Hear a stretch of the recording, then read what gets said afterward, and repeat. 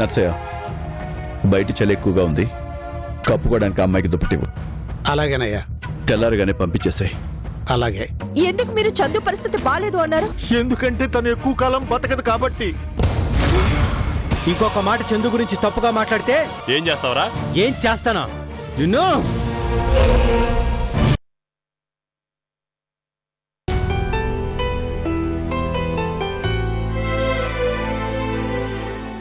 Coffee తీసుకోమ్మా.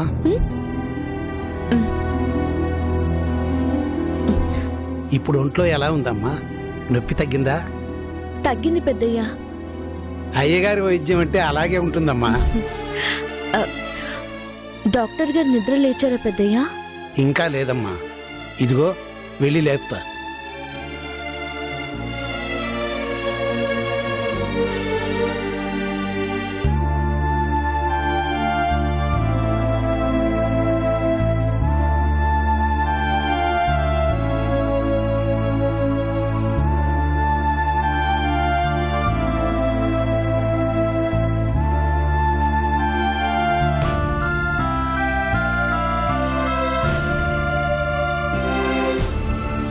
అయ్యా, నిద్ర లేవండి అయ్యా.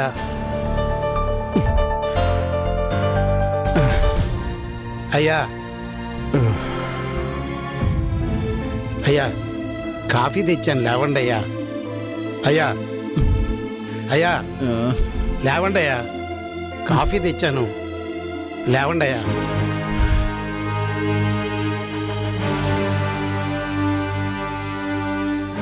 కాఫీ తాగండి అయ్యా.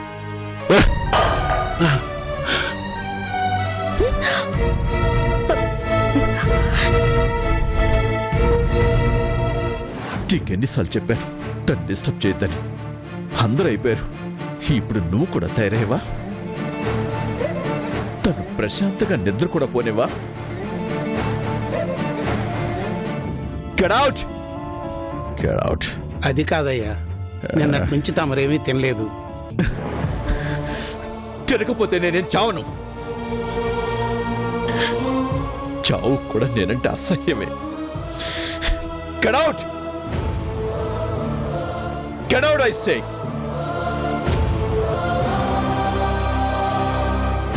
Get out! Get out! Get out! Get out, I say! Get out! Get out!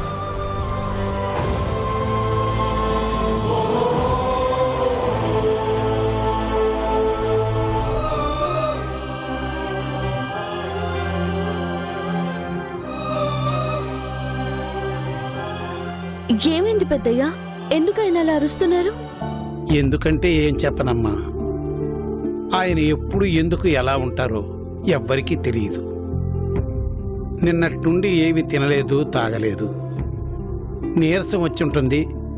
Coffee అయినా తాగుతారేమోనని తీసుకెళితే ఇదిగో ఇది నాకు మామూలే, అది ఆయనకి మామూలే.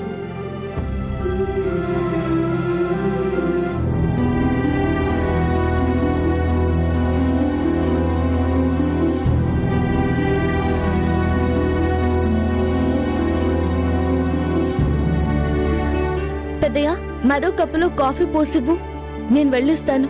వద్దమ్మా, అయ్యగారి కోపం తట్టుకోవటం నీ వల్ల కాదు. ఆయన చాలా మంచి మనిషి అన్నారు కదా పెద్దయ్యా. మంచి వాళ్ళకు కోపం వస్తే భరించటం చాలా కష్టం అమ్మా. దేవుణ్ణి ప్రసన్నం చేసుకోవాలంటే కొన్ని పరీక్షలు ఎదుర్కోవాలి పెద్దయ్యా.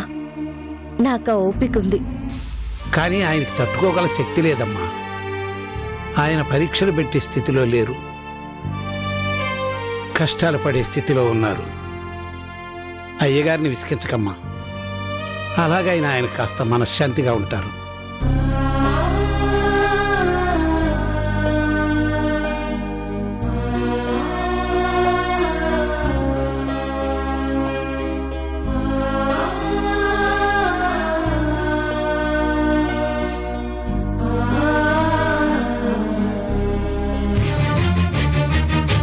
వెళ్ళిపోయిందా లేక లేచిపోయిందా? 4 రోజులు ఆగితే అన్నీ చల్లారిపోయి అదే తిరిగి వస్తుంది. ఇంకో రాజా మీద మనసు పడి వెళ్ళుంటుంది. ఆ విషయంలో నువ్వు గనక గుర్తుకు రాకపోయి ఉండుంటే అన్నయ్య అన్న మాటలకి అక్కడికక్కడే నరికి పోగులు పెట్టేవాడిని వదిన. అంత అసహ్యం వేసింది. ఒక మనిషి మీద కోపం ఎంతైనా రావచ్చు కానీ అసహ్యం కలగకూడదు. అలాంటిది తన మీద నాకు అసహ్యం కలుగుతుంది. ఎంత అసహ్యం అంటే ఎందుకు తనకి తమ్ముడుగా పుట్టానా అని నా లైఫ్లో ఫస్ట్ టైం బాధపడ్డాను.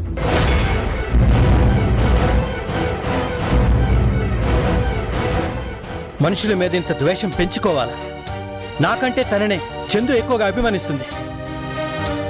పెదనానికి ఆవేశం ఎక్కువ, అమాయకుడు డాడీ అని చెప్పే చందునే అన్నని మాట్లాంటాడా? ఇప్పుడు చెప్తున్నాను వదిన, ఇంకొకసారి ఆయన నోటి వెంట ఇలాంటి మాటలొస్తే నేను ఏం చేస్తానో నాకే తెలీదు.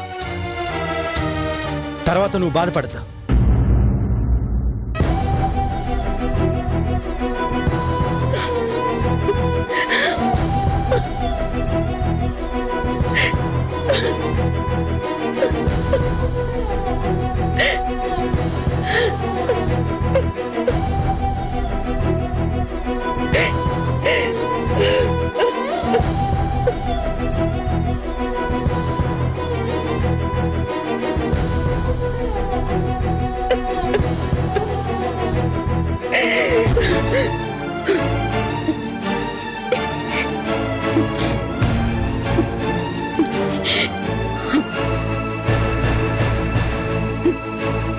ఆగండి.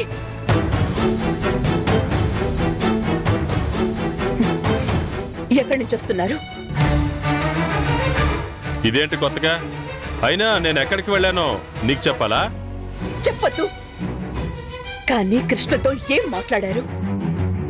చందు మీకు కూతురు లాంటిదే అనే విషయం మర్చిపోయారా? ఓ, అంటే మొత్తం విషయం నీకు చేరవేశారన్నమాట నీ మరిది.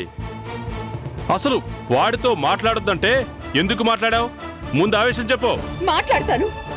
మంచితనం మానవత్వం ఉన్న మనుషులతో మీరే కాదు, ఆ దేవుడు కాదన్నా సరే మాట్లాడతాను. కానీ మీలాంటి దుర్మార్గులైన మనుషులతో మాట్లాడాలంటే అసహ్యం వేస్తోంది. ఛీ! అర్చన, నేను నీకు తాళి కట్టిన భర్తని. అందుకే ఇంకా మీతో మాట్లాడుతున్నాను. లేదంటే చందు మీద నింద వేసినందుకు మీ ప్రాణం తీసేదాన్ని. అంటే అంటే దానికోసం నా ప్రాణం తీస్తావా? నాకన్నా అదే ముఖ్యమైపోయిందా నీకు? అవును, నాకు చందునే ముఖ్యం. ఏమన్నారు? చందు ఎవరితోనూ లేచిపోయిందని బాగారు కదూ?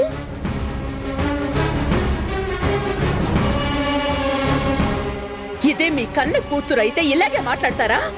లల్లి కూడా మీరన్నా మీరు చేసే పనులన్నా ఇష్టం లేదు. మరి తనని ఇదే మాట అనగలుగుతారా? నా కూతురైతే నాకు ద్రోహం చెయ్యదు. ద్రోహం చేసింది మీరు. దాన్ని తిరుగుబోతులా చిత్రించి నోరు పారేసుకున్నారు. కానీ మీరేంటో మీకు తెలుసా? చందుతో రాజాకి పెళ్ళయింది అని తెలిసాక కూడా సంతోష్కి ఇచ్చి పెళ్లి చేసి మీ స్వార్థం చూసుకోవాలనుకున్నారు. అప్పుడు మిమ్మల్ని ఏమంటారు? బ్రోకర్ అనా? అర్చనా!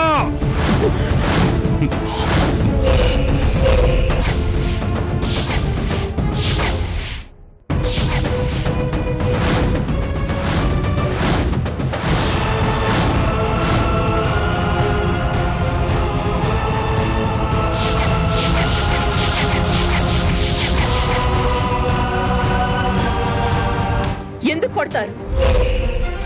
ఏం తప్పు మాట్లాడానని కొడతారు?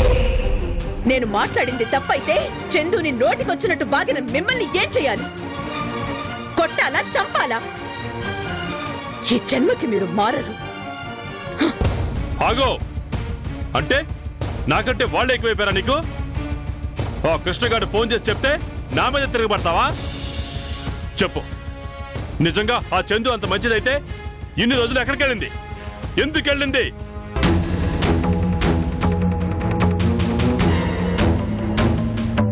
ఎందుకు వెళ్ళింది చెప్పు.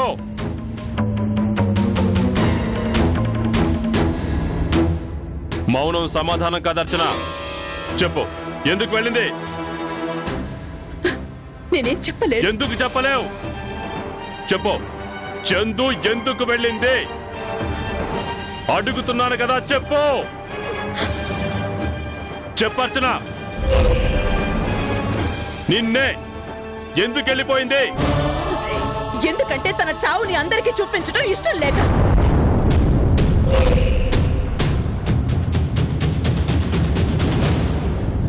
ఏంటి? అవును, చందు ఏ పరిస్థితుల్లో ఉందో మీకు తెలీదు. మీలాంటి వాళ్ళందరి శాపనార్థాలు తిట్లు తగిలి తగిలి చివరికి తన జీవితం అర్థాంతరంగా ముగిసిపోయే జబ్బొచ్చింది. చావుకి సిద్ధంగా ఉంది.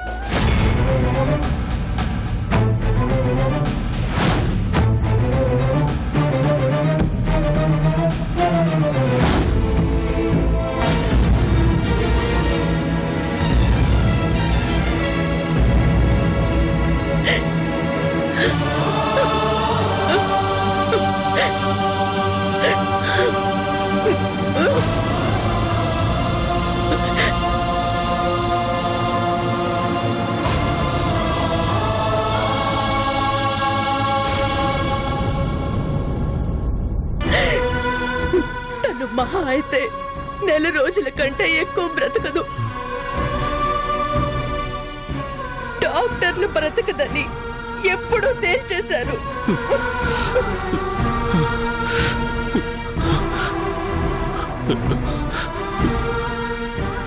అర్చన,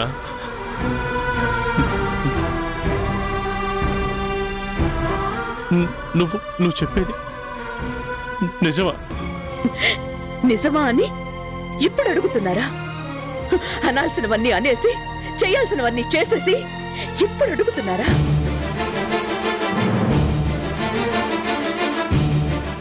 తను పోయేలోగా మిమ్మల్ని కృష్ణని కలపాలని ఎంత తాపత్రయపడిందో తెలుసా? మీ స్వార్థంతో రాజాకొచ్చిన కాంట్రాక్ట్ లాక్కోవటానికి తనని పావుగా వాడుకున్నారు. ఆ విధంగానైనా తన తండ్రితో మాట్లాడతారనే ఆశతో సాయం చేసింది. ఆ విషయం తెలుసా మీకు?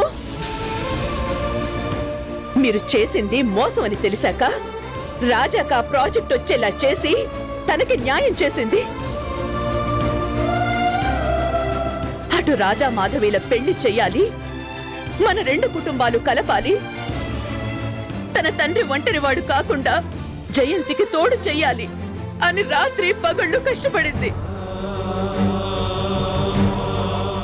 తరుముకుంటూ వస్తున్న చావుని కూడా పక్కకి నెట్టి తను అనుకున్నది సాధించటం కోసం కష్టపడితే లేచిపోయింది అని ఎంత వెట్టకారంగా మాట్లాడారు.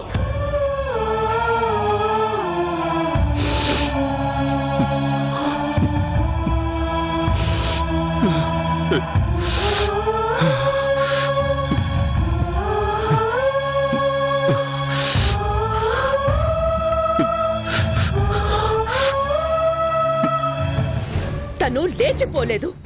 మీలాంటి వాళ్ల మనసులు మార్చలేక, తను అనుకున్నది సాధించలేక, తన బాధ్యతలు నెరవేర్చలేక బాధతో ఎటో వెళ్లిపోయింది. కనీసం తన చావుని చూసైనా చెల్లించిపోతారో లేదో అనే బాధతో వెళ్లిపోయిందండి. మీలాంటి మనిషిని కట్టుకుని ఇంతకాలం ఎలా కాపురం చేశానా అని నా మీద నాకే అసహ్యంగా ఉంది. ప్రతి మనిషిలోనూ స్వార్థం ఉంటుంది, కానీ ఇంత స్వార్థం ఉండేవాణ్ణి మనిషి అనరు. కళ్ళు కనిపించక పాము తన పిల్లల్ని తానే తినేస్తుంది, కానీ మీకు కళ్ళుండి కూడా కన్న బిడ్డలాంటి చందు మీద నిందలు వేశారు. మిమ్మల్ని ఆ దేవుడు కూడా క్షమించడు.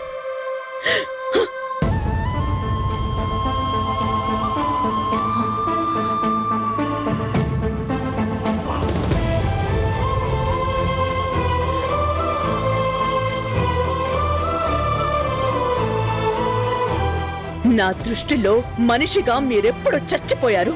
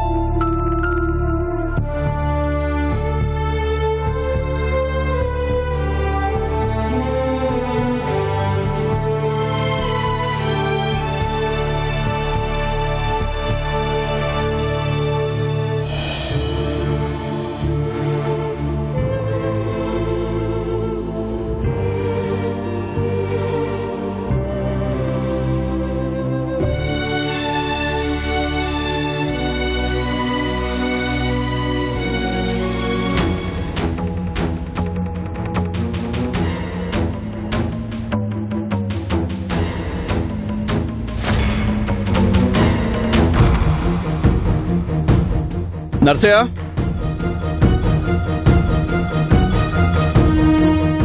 నర్సయ్య, నర్సయ్య. అయ్యగారు, ఇంకా అమ్మాయిని ఎందుకు ఇంట్లో వచ్చావు? తెల్లారుగానే పంపించమని చెప్పాను కదా, ఇంకా ఎందుకు వచ్చావు?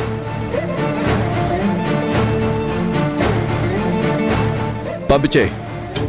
అలాగేనయ్యా. అమ్మా, నువ్వు వెళ్ళిపోమ్మా. ఎక్కడికి? ఎక్కడి నుంచి వచ్చావో అక్కడికి. ఇక్కడ ఎవరు ఉండడానికి వీల్లేదు. ఇది నా ప్రపంచం.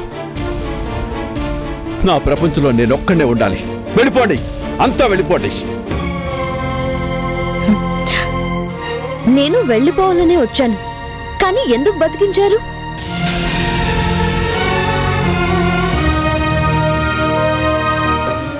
నేను చచ్చిపోవాలనే అనుకున్నాను, కానీ నన్ను అనవసరంగా బతికించి తీసుకొచ్చారు. ఇప్పుడు వెళ్ళిపోమని అంటున్నారు. ఎలా వెళ్ళాలి? ఎక్కడికి వెళ్ళాలి? డాక్టర్గా ప్రాణదానం చేశారు. ఒక మంచి మనిషిగా నాకు ఆశ్రయం ఇవ్వలేరా? చివ్వను.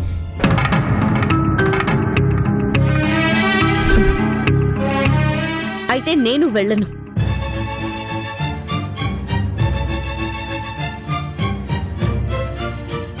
నర్సయ్య, అమ్మమ్మా, మీరు వెళ్ళిపోండి అమ్మా. అయ్యగారికి కోపం వస్తుందమ్మా. దయచేసి మీరు వెళ్ళిపోండి అమ్మా. కోపం వస్తే చంపేస్తారా? చంపేమనండి. బతికించిన వాళ్ళకి చంపే హక్కు ఉంటుంది. చంపేమనండి.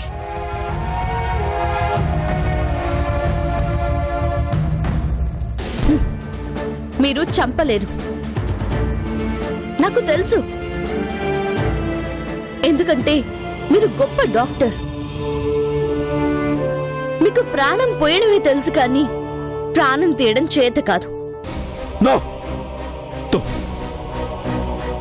డాక్టర్ని కాదు. మీరు కాదన్నా, అదిగో ఆ బుక్స్ అబద్ధం చెప్పావుగా.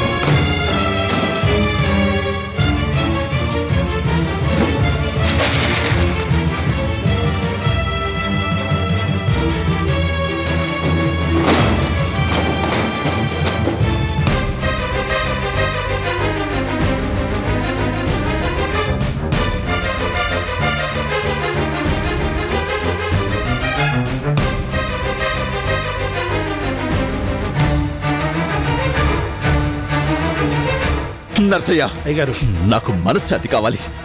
నాకు మనశ్శాంతి కావాలంటే ఇక్కడ ఎవరు ఉండకూడదు. ఆ విషయం అమ్మాయికి అర్థమయ్యేలా చెప్పు. చెప్పు.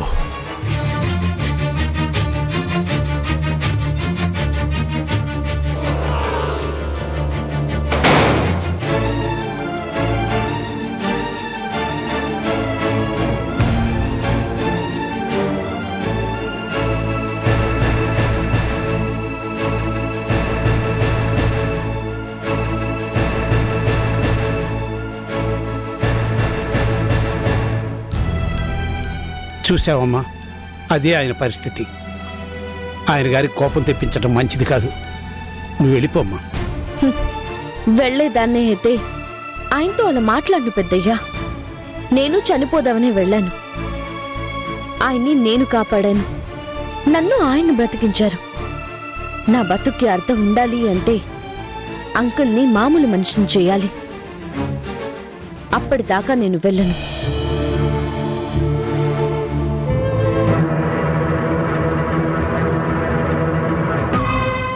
డాడీ, ఎప్పుడు కలుస్తావు? ఎక్కడున్నావు డాడీ? నన్ను నీతో తీసుకెళ్ళు డాడీ. డాడీ, నిన్ను చూడాలనుంది డాడీ. త్వరగా రండి డాడీ. నన్ను తీసుకుని వెళ్ళండి డాడీ. Please daddy.